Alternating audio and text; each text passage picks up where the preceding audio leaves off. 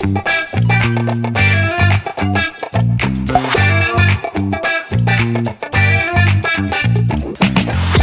안녕하세요. SNU 청안과 최정열 원장입니다. 오늘은 시력교정 수술에 대해서 알려드리고자 합니다. 사실 시력교정 수술은 지난번에도 한번 다뤘던 주제인데요. 이번 시간에는 시력교정 수술에 대해서 떠도는 소문의 진실에 대해서 한번 알아보고자 합니다. 그럼 영상 끝까지 봐주시길 부탁드립니다.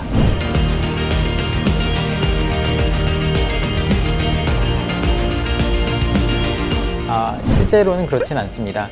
예를 들어서 원시가 심한 경우에 40대 중반 또는 40대 초중반 이후에도 원시가 심한 경우는 노안도 굉장히 빨리 느끼시게 되고 원거리 시력도 떨어지는 경우들이 있습니다. 그럴 경우에는 원시를 교정하는 방식의 시력교정 수술을 시행을 하게 되는데요.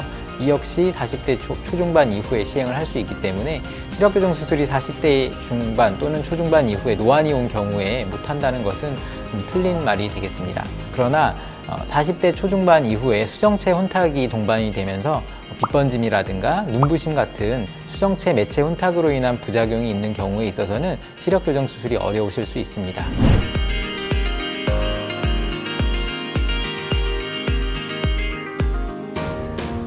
라섹이 안전한 수술은 맞습니다. 물론 모든 시력교정 수술은 대부분의 안정성이 확립이 되었고요. 그 중에서 이제 라섹이 가장 안전하다라고 알려져 있는 이유 중에 하나는 첫 번째가 외상입니다. 라식 같은 경우는 각막의 절편을 열고 수술을 하고 각막의 절편을 다시 닫는 방식의 수술이기 때문에 외상에 굉장히 취약하고 외상을 당할 경우에 각막 절편이 뒤틀어지거나 떨어져 나가는 일이 드물게 생길 수 있습니다. 그런 점에 있어서 라섹은 절편을 만들지 않기 때문에 외상에 가장 안전한 수술이라고 할 수 있겠고요. 두 번째는 건조증입니다. 모든 시력교정 수술은 우리가 각막을 건드리고 각막을 레이저로 깎거나 각막을 열고 들어가면서 수술을 하기 때문에 그로 인한 부작용들이 있습니다. 그것이 첫 번째가 이제 대표적인 것이 안구 건조증인데요. 라섹, 라식, 스마일 이 세 가지 수술 중에서 가장 건조증 발생이 적은 수술은 라섹일 것 같고요. 그 다음에 스마일, 라식 순일 것 같습니다. 아무래도 각막 절편을 많이 열게 되는 라식 같은 경우가 각막의 절편을 많이 열면서 신경 다발이 손상이 많이 되기 때문에 건조증 발생 위험이 높다라고 할 수 있겠습니다. 따라서 라섹 수술이 외상과 건조증 발생에 있어서는 가장 안전한 수술이다라고 이야기할 수 있겠습니다.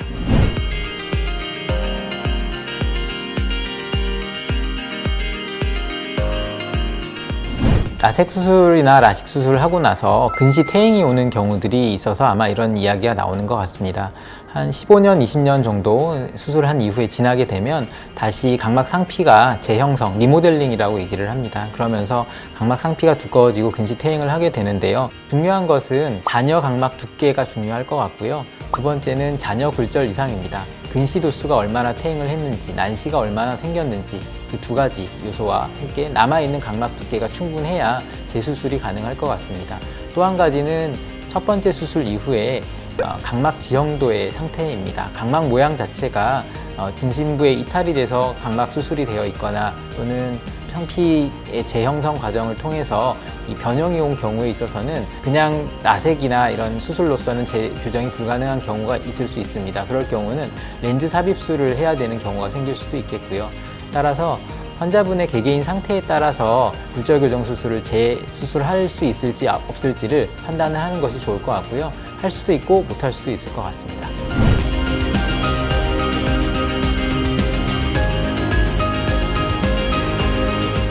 이제 부작용이라고 하는 것을 어떻게 받아들이냐의 문제인데요. 모든 시술과 처치, 수술 등은 장점과 단점이 존재를 하죠. 장점이 더 크기 때문에 우리가 수술을 하게 되고 시술을 하게 되는 것입니다. 흔히 부작용이라고 하기에는 좀 그렇지만 흔히 불편해 하시는 것들 위주로 먼저 말씀을 드리면 안구 건조증이죠. 시리고 뻑뻑하고 통증도 느껴지시고 그런 것들이 생길 수 있겠고요. 두 번째는 빛번짐이실 겁니다. 빛번짐은 수술 전에 동공 크기에 따라서 발생을 할 수도 있고 안 할 수도 있는데요. 이미 수술하기 전에 동공이 굉장히 큰 경우에 있어서는 당연히 수술 이후에도 빛번짐은 남습니다. 그러나 동공 크기가 그렇게 크지 않았던 사람에 있어서도 빛번짐이 생기실 수 있는데요. 그 이유는 라식과 라섹, 스마일과 같은 이런 수술들은 각막의 굴절률 또는 편평도를 우리가 곡률이라고 얘기를 하거든요. 그 각막의 곡률을 변화시키는 수술입니다. 그래서 중심부 부분은 편편해지고 주변부 부분은 그대로 남게 되는데요. 따라서 불빛이 들어와서 상이 맺히게 되는 그런 면이 변하게 됩니다. 이를 구면수차라고 얘기를 하게 되고, 굴절교정 수술 이후에 구면수차가 발생을 하기 때문에 이로 인한 빗번짐이 당연히 생기실 수 있겠습니다. 따라서 약간의 빗번짐은 견뎌내실 수 있겠지만, 만약에 구면수차가 굉장히 커지거나 또는 수술할 때 도수가 굉장히 높아서 각막 교정 수술을 많이 해야 되는 경우에 있어서는 빗번짐이 조금 더 증가하는 경우가 생기실 수 있겠습니다.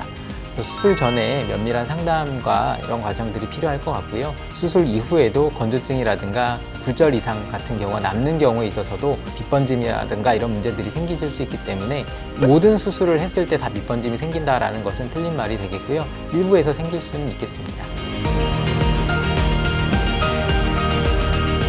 오늘은 시력교정 수술에 대해 떠도는 소문의 진실에 대해서 알아보았는데요. 다음은 두 번째 이야기를 한번 해보고자 합니다. 다음번은 두 번째 시력교정 수술에 대해 써도는 진실에 대해서 말씀드리고자 합니다. 오늘 영상이 도움이 되셨기를 바라며 구독, 좋아요, 알림 설정은 사랑입니다. 시청해주셔서 감사합니다.